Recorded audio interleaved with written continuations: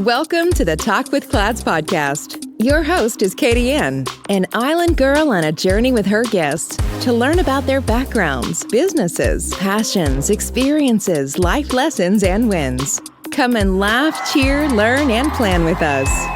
My friend, take some time to come and talk with Clads.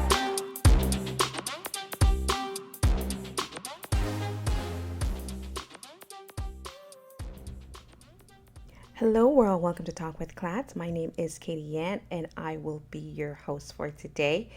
I wanted to touch base with you. I've been so busy traveling for my 9 to 5.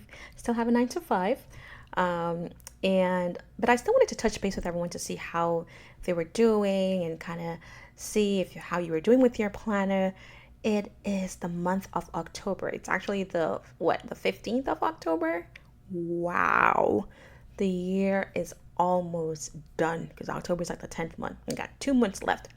But you know what? It's never too late to still get whatever plans you have going and just pivot when you need to and keep going from there. And the good thing about the footsteps to the footstep to my vision is that it is undated and you can use it for whenever what you feel is like your right time for you. So with traveling and even as an entrepreneur, I wanted to talk about what are difficult conversations. And you would be like, oh, well, what's a difficult conversation? Well, a difficult conversation, very likely everyone in their life has had a difficult conversation. And it's how you handle those conversations strategically and tactfully.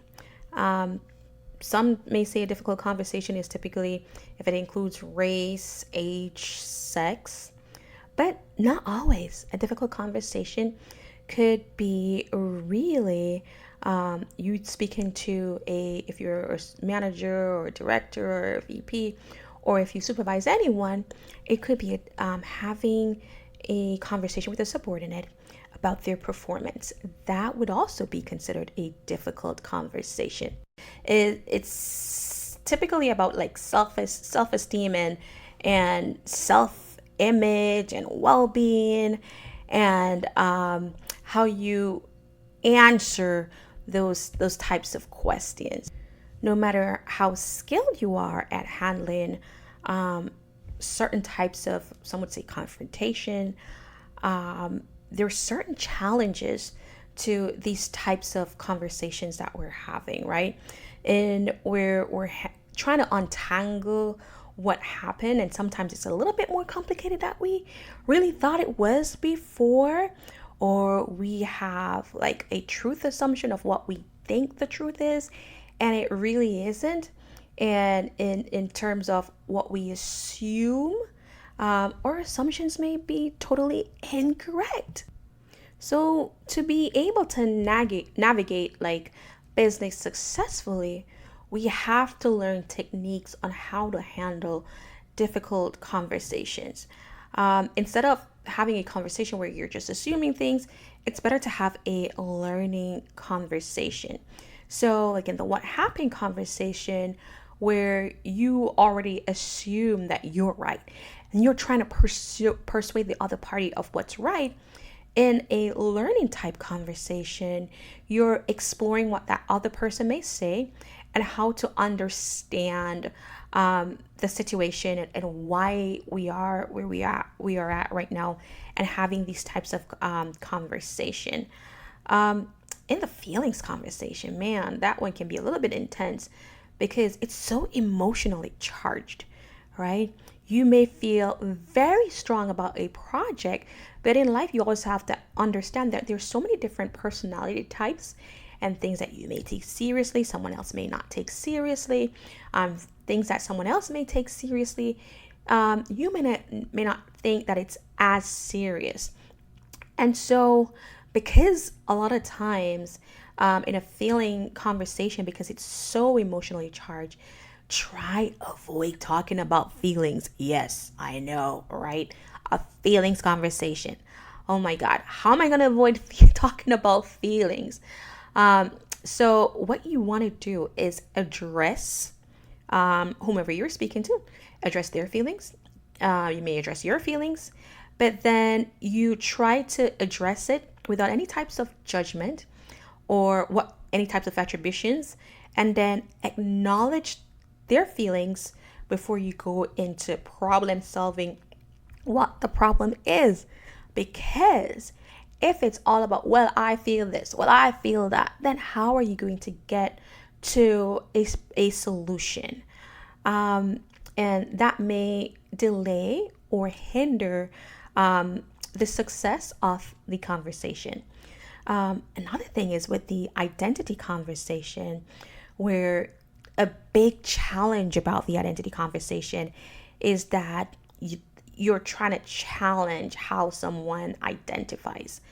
And I'm not addressing sexuality or anything like that, but I'm just saying for difficult conversations, if it's about self-esteem, well-being, and you're trying to have that difficult conversation with someone, then the challenge that lies in those types of conversation is that you may threaten how that person may identify within that conversation.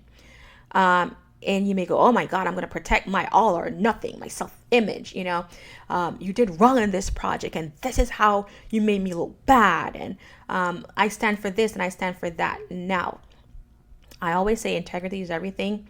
But that's my thing. Everyone's a little bit different when they do business. So one of the things that you want to do is, while there's a lot of psychologically things that may be at stake with those types of conversation, it's a little bit complex. You have to realize that no one is perfect. Ding, ding, ding, ding, ding. We're not God. All right. No one is perfect. So you have to understand and identify the issues that lies for both party, and then try to build a more conflict self-image to maintain your balance to be better. So no blaming. You're not right. The person is wrong. You're trying to create a balance, understanding what the issues are, building a more complex self-image, and try to maintain that balance. Clad's Resources and Consulting values its customers. Our planner Footsteps to My Vision is a 13-month planner that can be used for 5 years. It walks you through SMART goals, SWOT analysis, action planning, and holds you accountable through 3 monthly check-ins. We work only with top quality materials, innovative designs, and verified suppliers, which are guaranteed to deliver to our high expectations, because when it comes to our customer satisfaction, there's no room for compromise. Made with high-quality PU leather and paper planner helps you focus on achieving your goals by giving you a sense of personal and professional satisfaction. Some of the amazing features of this product: Vision Board Planner, luxury pen, 8GB USB flash drive, wireless mouse, ultra-elegant packaging box, available in 5 stunning colors: black, red, gold, pink, navy blue. Material: PU leather. 13-month planner. Elastic band for easy handling. Our Footsteps to My Vision is available at Amazon, Facebook, Instagram, our website, and at Walmart. You may also follow us at www.cladsresources.com, Instagram, Clads Resources, Facebook, www.facebook.com/cladsresources/. You're listening to Talk with Clads. Find more resources online at cladsresources.com. Now back to the show with your host, Katie Ann. One of the 3 things that typically come up in difficult identity conversations is, am I confident? Am I a good person? Am I worthy of love? And those are things you really can't challenge, right? There's no quick fix to someone's sense of identity. And so you can't tell someone, oh my God, you gotta grow up. This is not your home. This is work.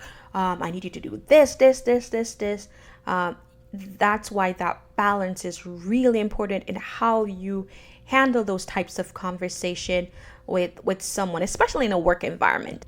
One of the things that we have to realize within ourselves is that not every difficult conversation that you come across is one that you need to engage in. Life is too short, and there's so many difficult conversations that are the list is like so long. So how do you decide, like, when is it a good time to have a difficult conversation, right? Because at the end of the day, there are certain conversations that need to be had. You can't just sweep everything under the rug. Outside of a work environment, I would say, because certain times even the conversations are a little bit difficult in business, you can decide when you have those conversations. If it's in your personal life, you may not want to raise every issue with your spouse and certain things, you do have to go, okay, you know what, let me just bite my tongue on this one and let this one go. If it's in a work environment, sometimes and most times, when there are project deadlines, performance, those are items that you have to address, and also have to address it tactfully. When you have these types of conversation, your purpose have to make sense, right? And you have to realize that the conflict is not who you are. Whether this is in business or your personal life, conflict is healthy. I'm not saying that you're always supposed to have conflict, but it is healthy. But you also have to realize that the conflict is not who you are. So when you're having difficult conversation, one, you have to learn whoever you're speaking to. I'll refer to that person as the other person. You have to learn their story, right? And when I say story, not if it's in a work environment, you don't have to learn about a mother, father, sister, brother, everybody. That's not really a necessity, but you have to look into or try to explore what the other person's perspective is. You have to take that into account, right? And then you have to express what your views are on the subject matter that you're discussing, and then try to problem solve together. Let's say if it's a performance review that you're having with an employee, and you have certain metrics that the employee needed to meet and they're not meeting it, then you would probably want to have, because what I find one thing that's very helpful is to have someone do a self-assessment of themselves. Because what you realize is that sometimes, or most times, employees are a little bit harder on themselves than their managers are. So the issues that they, in their evaluation, they may be things that you won't have an issue with, they'll probably bring it up. And then I would put that with my evaluation together, and then we can have a conversation to see where the difference lies. Now, if that person was supposed to meet a certain metric, and if they are not at it, then we would identify that as an area of development, and then develop steps together on how to get there. Because sometimes there are things that you may not be aware of, or that you're a little bit blindsided and you don't see that side. You have a little vision on, your blinders on, like those horses in races, and you can't see, and you may not see that there's an issue that you may be a part of. So, that's why it's okay and more strategic to problem solve together, go in a different direction. Those types of conversations are never easy. However, I also find it's more dignified if you are honest and tactful in your delivery. On the other side of that type of conversation, it may be where someone is asking they're making a request. Now, let's say I'm going to ask my boss for a raise. That is a difficult conversation in itself, right? But one of the things that you have to do is you have to wonder when you're having those types of conversation is that if it makes sense. I wonder if my request makes sense. Don't make a demand. That never goes well. They'll probably give you the raise and then backfill the position and let you go if you make a demand. I'm just saying, companies don't like to be felt like they're being stronghold for more money. So that in itself is a difficult conversation. So if you're thinking of approaching someone about your manager or boss for a raise, you have to make sure it makes sense. And when I say that it makes sense, one, as I said, don't make a demand. Then you need to explore why, for you as an employee, that raise is fair. How is your performance? How have you added value to the employer? How did you affect the bottom line, right? Because if you're late every day, you barely do no work, and your performance is pretty crappy, very likely you will not get a raise. Or sometimes some companies just automatically give you like a 2 to 3% increase. But if you're saying, okay, I think I deserve a raise based on my performance, I've added value to the company, I would say sit down, write how you added value to the organization. And that could be the easiest way in numbers. If you were able to, if you brought in a new contract, if you're a salesperson, you brought in this many sales. Those are things that you can write down, have your thoughts written down, so that when you have the conversation, you are not speaking out of emotion, but you're speaking out of mere facts. And then you have the numbers to back. So instead of going to your boss or supervisor and saying, oh, I think I deserve a raise, and that person may be like, oh, what the heck? Like, why do you deserve a raise? You can say, hey, do you have a moment? I'd like to schedule a meeting with you. You go organized, have your thoughts. I'm not saying you're supposed to read off the paper. It should flow naturally. But if you get nervous, you can read off the paper. And you said, I'd like to explore whether a raise for me might make sense. And from the information I have, I think I deserve one. And then you dive into the information that you have on why you would deserve an increase in your. Now, not every difficult conversation will go well. I am a key example of difficult conversations going wrong 2.0. Because one, I can be very confrontational, and two, I'm very direct. So I am a work in progress. So God is working on me. So as I'm telling you about these difficult conversations, these are things that I am practicing. And one of the things that I have found through my example, through my own life, is that you talk about how that conversation went wrong. Talk about it. That's the easiest approach. Just say, hey, how I approached you before was probably not the best. And the message probably didn't get delivered the way I wanted it to get delivered. And acknowledge, hey, I was wrong.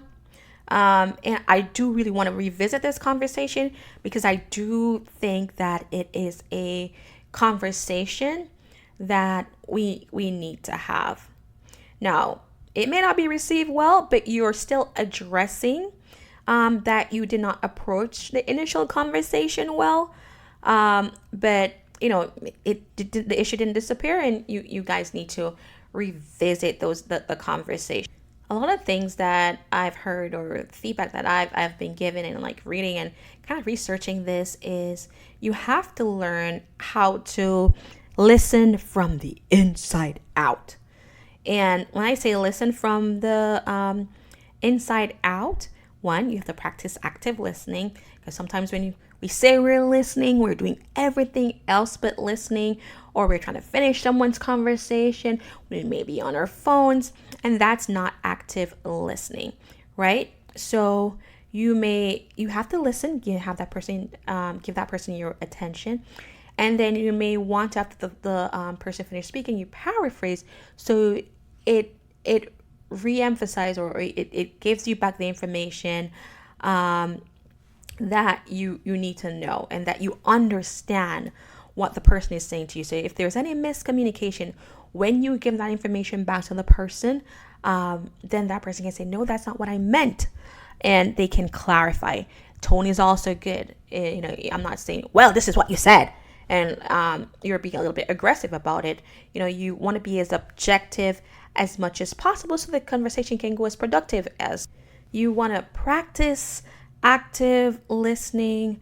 You know what I mean? You want to ask question, paraphrase back to the person what they said. You want to acknowledge their view. You want to sit attentively and look at them.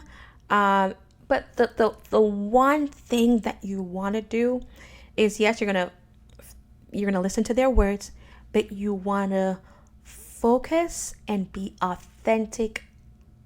Be authentic in your listening. Be authentic in your feedback.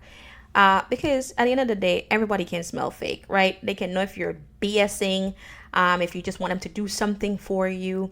And that will never go well. No one likes to feel like, okay, this person is just like so fake. Who likes a fake person? That was like so 2000.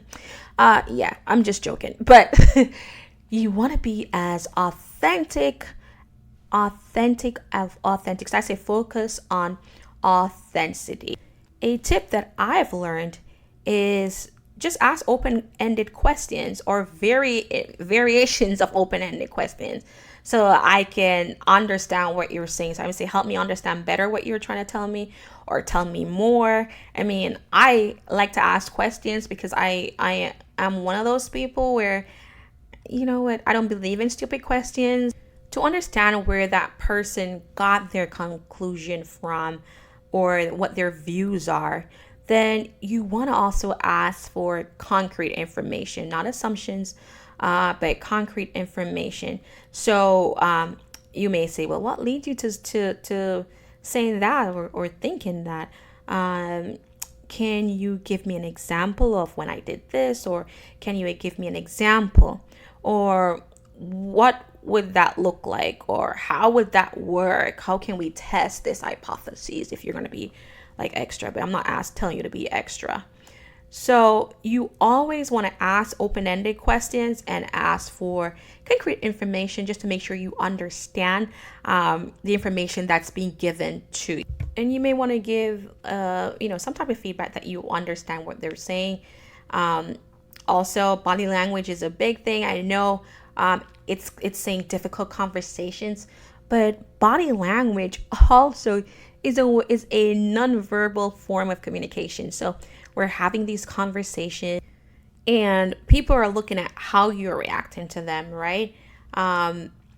If your hands crossed, you're looking down. Now, you also have to be aware of different cultures, because some cultures, they don't believe in looking in someone else's eyes. So be aware of different cultures before you're like, oh, the person is not looking me in the eye, and you don't know if that's a part of their culture not to. Your hands crossed, that may be okay. This person, it comes across as if the person is defensive, or if the person is looking, you're having these types of conversation, the person is clearly not paying attention to you. And that may take the conversation a whole different way. And, it may be a form of self-sabotage. So you have to be careful of also your nonverbal conversation. When you're having difficult conversation, or nonverbal communication, I should say, so that it doesn't give off the wrong type of energy that was not your initial intent. Also, when you're having conversations, you have to also be empathetic. Alert, alert, alert. When I say you have to be empathetic. Empathy is a journey. It is not a final destination. Let me repeat that. Empathy is a journey, but not a final destination. So yes, try to put yourself in someone else's shoe, then that's not your final destination. All right. Always, be empathetic to someone, but at the end of the day, you also have to hold the person accountable. So someone may be going through some personal things in life, especially if it's an employee at work. And let's say it's just an example. Jane is always late for work. So you sit and you're having a conversation with Jane about why she's late for work. And you say, well, Jane, I noticed that you're always late for work. And Jane will say, well, the car broke down, hubby isn't working, I have to get the kids ready for work, grandma ain't this, grandma ain't that, I don't have the money. And so a solution that you may put in place with someone else, if they agree, is that another employee may volunteer to pick Jane up, and so that she gets a ride to work, and that's no out of pocket, or the company could give her a gas car. So let's not put that burden on the other employee unless they volunteer. But the company may give her a gas card or a bus pass, and the issues are still the same. While you are empathetic, you still need to have a conversation with Jane, and you may have to come up with an action plan for Jane to fix the tardiness.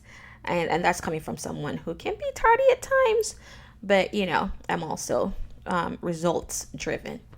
So my work is not based on my tardiness. Thank you. Not trying to contradict myself, but what I'm saying is, you have to be empathetic. But it's not your final destination that because you're so empathetic, you can't have a conversation with Jane about her issues. And if you've tried to help Jane and Jane can't get to where she needs to be, at some point you may have to do an exit strategy for Jane that works for the both of you. And that's a part of having a difficult conversation. So that's why I say empathy is a journey, but it's not if your conversations are going to go anywhere, you're going to have to take the lead when you're having a difficult conversation. I mean, that's just a fact. I have been reading a great book and great tips, So as I said, I am learning with you. And one of the things that it emphasizes is that with having a difficult conversation, you have to just, quite frankly, take the lead. Now, there's some things that you're going to do when you're having those difficult conversations. You're going to reframe, listen, and name the dynamic of the type of conversation that you're having. And that will kind of help to keep the conversation on track, whether the person is being cooperative or not. Because if you understand the type of conversation that you're having, then you'll know how to redirect it, right? When the other person or the other party that you're having that conversation with, if they go in a destructive path, then you reframe, right? And then that puts that conversation back on course. It'll help you to kind of translate unhelpful statements into helpful ones. The listening helps you to listen to what the other person's perspective is. And if you are able to name, and that's the most important one, if it's an emotional conversation, an identity conversation, if you're able to name that dynamic of the conversation, your approach, and you're able to tailor your approach to the type of conversation that you're having with that. Having a difficult conversation strategically is a skill and a tact that comes with time. So it's not going to happen overnight. And as I said, I am the person that probably can violate those terms often, just because, as I said, I'm very direct when I'm speaking to someone at times. It's a skill that I am working on and trying to hone, adapt to this personality. This person may feel a certain type of way, be empathetic to what they're going through. So I am learning on identifying those types of conversation. Is this a what happened conversation? Is this a feelings conversation? is this identity issue conversation? Sometimes, I don't know if you are familiar as a listener with what's called a DISC assessment. If you have the capability of doing a free one, please do so. It's a great way of identifying what your personality type is, how it works. And I'm sure there are different, I've heard about the animal one, the lion one, or they say lion, zebra, whatever. But in essence, it's a personality test.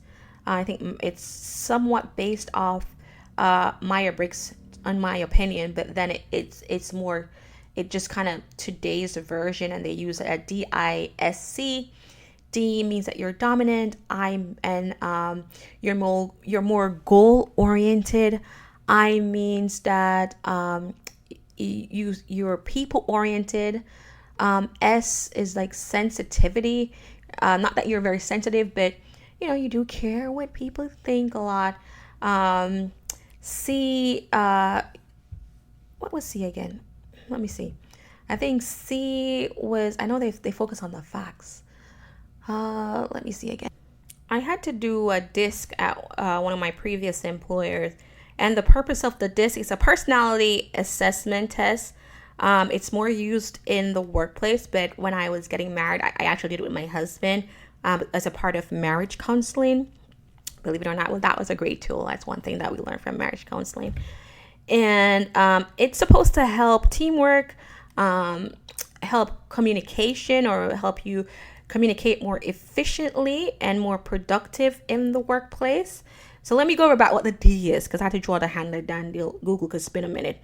But the D stands for dominance, and they're more goal driven. The I is for influence, and they're actually more people oriented.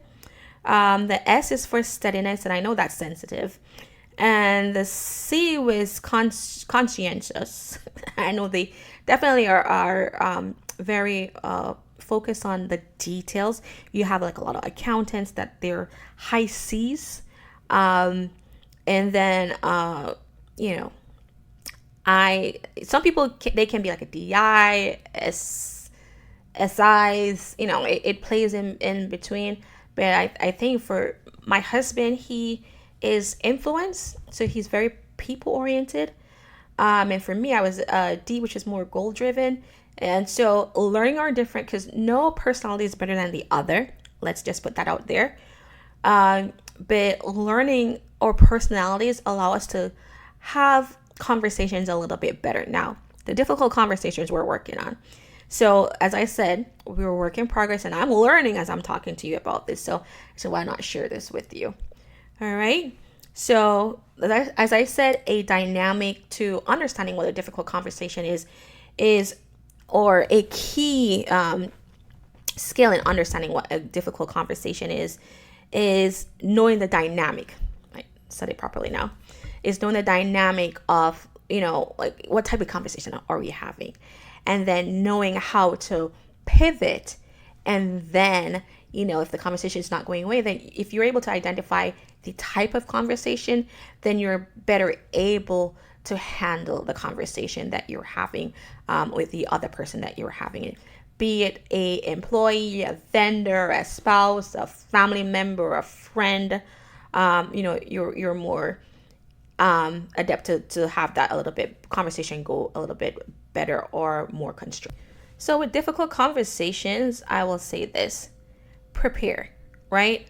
If you know that this is something that you're gonna have a conversation with someone about their performance, and I'm just using the work one, or even with the vendor that you're not happy with, or a contractor that you're not happy with, then you are going to pretty much prepare first, right? By deciding or walking through the conversations, right?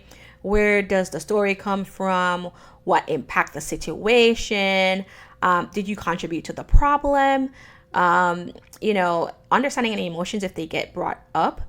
Explore your footprint, because sometimes we are emotional, but we can't identify and say, okay, we added to this. and then ground your identity into the type of conversation that you're going to have. What's at stake for you about you? Is this your business? Is this deadline important? What do you need to accept to be better grounded? Because sometimes we do have to make some adjustments, right? Check your purpose. Now, why are you having this conversation? Are you having this difficult conversation just to have it? What do you hope to accomplish from this conversation? Decide, is there a way to address this issue and achieve your purpose? You may want to invite the person ahead of time and say, hey, we're going to have this conversation, if you're able to, because if it's a termination with someone, you're terminating their contract and employment, I don't know if you want to prep the person, because that may not end well. So let's also put common sense in there, right? We're going to explore what that other party's story is along with yours. You want to listen to understand what that person may be saying. You may at times have to share your viewpoint. If it's a reason, if there's a purpose for you sharing your viewpoint, you can share your past experience, your intentions, your feelings. If it's something that calls for it, you're going to have to use common sense to see if it's a situation that applies. And then you also have to reframe. You have to reframe to keep the conversation on track, right? From truth to perceptions, blames, contributions, accusations, feelings, and so on. You definitely have to reframe to keep that conversation on track. And then you go on to the problem solving stage of the conversation, right? It may be the problem solving is, well, unfortunately we have, today would be your last day of employment. Hopefully you can handle it a little bit more tactful than what I'm saying. Or if it's a performance issue, you come up with action steps to get that person back, be it training that person may need, or shadowing someone else. Come up with different options to meet the other person's side if it's a situation that is applicable. Look to standards of what should happen. And the example I was just using, performance, what is the company's standard, right? And then talk about how you keep the communication channel open, because a lot of times with difficult conversations, how they happen, why they happen, is because of lack of communication. And now we're into that end of not having, of having the difficult conversation. And some employees are guilty of, they never counseled someone about lack of performance, right? And then at the end, when they're going to walk someone through the door, that's when they're having that conversation. Well, how would they know? So to me, that's not really performance managing an employee very well. And that also speaks to your skill sets as a leader. But that's a whole different topic. So I would say just make sure that you keep the communication channel open, where that person can always, they feel that they can communicate to you, be it verbally. You may want to have things documented, especially if it's a performance issue, but keep that communication channel open. Very important in difficult Now, some questions that you may have about difficult conversation is, well, what if that person is my boss and then they have all the power? How do I have a difficult conversation with someone like my boss, right? Or if you're the boss on the other end, it could be, why can't I just tell my subordinate what to do, right? Or let's say now in the age of COVID, and conversations sometimes aren't face to face. How do you deal with a difficult conversation? Do you do it differently if you're doing it over the phone, on email, or on Zoom? Or you'll be like, why do you advise people to bring feelings into workplace? I'm not a therapist. I mean, that probably would be my feelings back in the days, but as I'm a person who is growing. I know that that's probably not the truth. Or who has time for all this this stuff in the real world, right? But you know what? Difficult conversations. So, in my questions, I said, like, what if the person is your boss and they have all the power, and disagreeing with your boss is like a big no, right? Because some people like to say, oh, we have an open door policy, or, oh, I like my employees to challenge me. And you know what? A lot of times that's not really the case. But you can use the power of influence, right? Distinguish between the two kinds of power, which is control and influence. Control is about the ability to make something happen, and influence is the ability to affect someone else's thinking, right? So your boss very likely would have the power of control, right? They can hire or fire you. And if you're in a at-will state, sometimes they don't even need notice to tell you, because it's an at-will state. And in contrast, you can't fire your boss. So it may be a little bit more intimidating to have a difficult conversation with your boss. But I would say that person may be more open to the power of influence. Like, you don't need to push back. You don't need to defend your turf or clarify the decision that you make. Because you're giving them a clear signal of their status. If you're able to acknowledge their power, right? Or, well, it's really their power. You're acknowledging, hey, I know the final decision lies with you. And I'm on board with whatever your final decision is. But I want you to think about this. Are you aware of that? And then you give facts, and not and stay objective and not throw the feelings, because that may be a little bit off-putting. But if you're able to go about the conversation that way, then your boss will be more likely to be open to influence. Someone once told me to use the language of requests, right? Listen, say what's in it for your boss or a manager, and then you go from there. And then you'll find that they're more open to what the conversation is, and in some instances you'll get the support that you want. So, as I said earlier in the podcast, having difficult conversations. I mean, we all have difficult conversations because everyone is different. We have different views, different opinions. And so one of the thing about a difficult conversation is not to stray away from it, because it does not solve the issue, but it's how it's handling those conversations tactfully. Sometimes difficult conversations too, when you're doing it via email. An email does not carry tone. There is something as email etiquette, which I did not know until I went to school. I was like, wow. So be careful of those caps, exclamation, per or last conversation, CCing everyone on it. A lot of times it's just easier to question what triggered you. Hit the pause button. Just don't send the email, and just pick up the phone and talk to the person. If you need a little time out before sending that email, please do. If you have someone that can reread the email for you, you may want to do that, because sometimes people may find things. If something that's confidential, hit the pause, pick up the phone and talk to the person. If you know you're going to have a difficult conversation with that person. Well, I hope you found this podcast very helpful today. And I wanted to do a quick check-in with you guys. Hopefully, as I said at the beginning of the podcast, it is October. It's October the 15th. So to me, once it hits the 15th, October is done. Next thing is going to be followed by the holidays.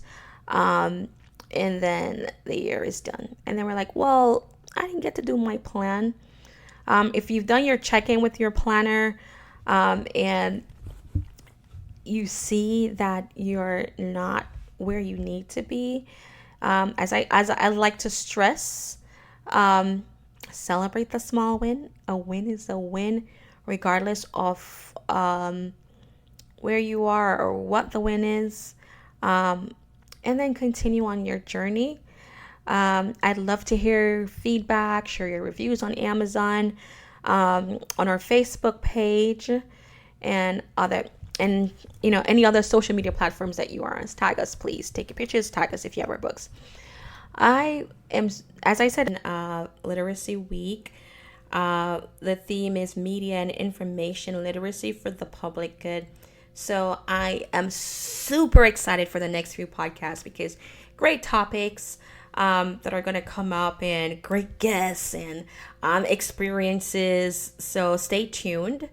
And I'm sure you'll learn the same way I'm learning from our guests.